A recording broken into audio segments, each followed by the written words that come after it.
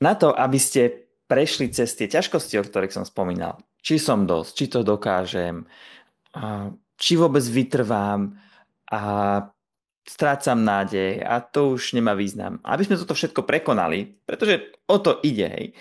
Keď ľudia povedia, že neviem vytrvať do konca, neviem ten cieľ dosiahnuť do konca, on to vlastne nie je otázka vytrvalosti ako keby nejakej vlastnosti, hej, že viem hodiť toľko a toľko kriketkou alebo viem zabehnúť za toľko a toľko a nie je to nejaká schopnosť, tá vytrvalosť. Vytrvalosť vlastne príde vtedy, keď vieme, čo robíme, vieme, prečo to robíme a dáva nám to zmysel. A nedáva nám zmysel sa vzdať.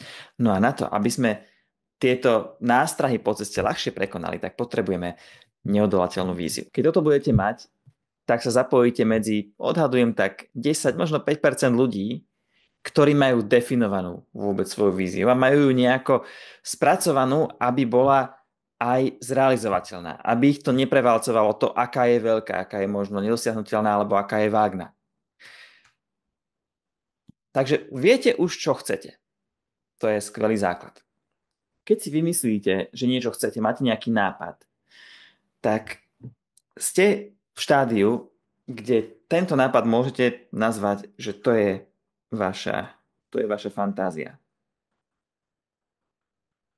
Nejaká predstava,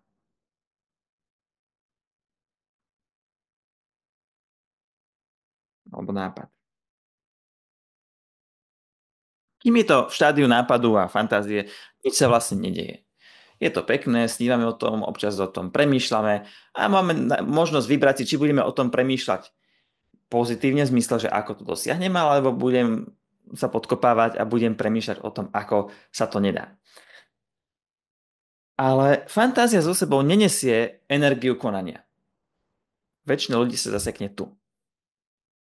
Preto iba hovoria o veciach, ale nekonajú. Preto tak často je počuť, že no už to viem, už to len dať do praxe. No kým zostanú v štádiu fantázie, tie ich nápady, tak žiadna prax sa konať nebude. Mohli by sa donútiť konať, ale to je asi ako keď vás škola donútia učiť sa, aby ste nedostali 5. Tak ako chvíľu to funguje, ale pokiaľ vy ste ten, kto dáva tú odmenu na trest, tak nakoniec sa na to vykašľate a necháte to tak. Takže potrebujeme sa posunúť na druhú úroveň. A z tejto fantázie urobiť teóriu. Na to, aby sme toto spravili ale, tak musíme prejsť túto cez jednu bariéru. A zodpovedať si dve otázky.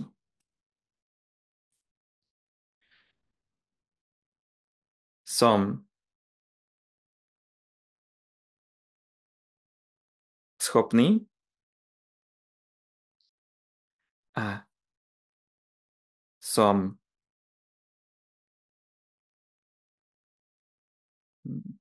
ochotný.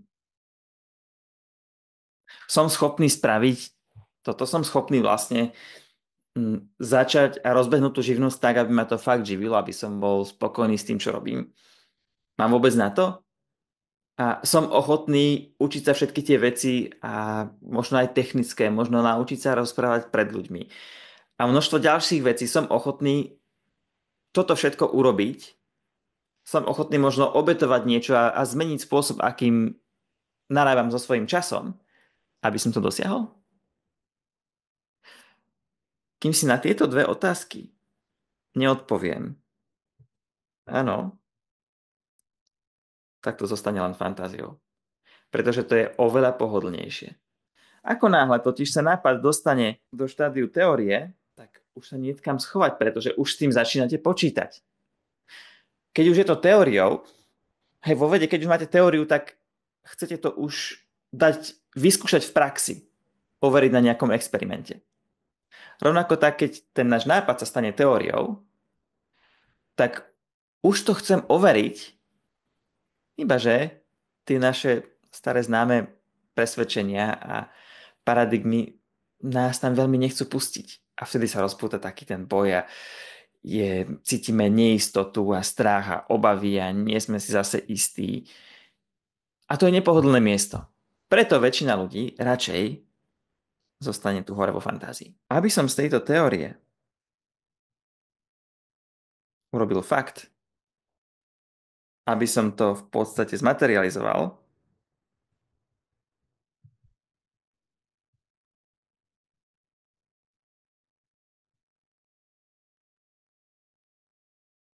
aby sa z teórie stal fakt,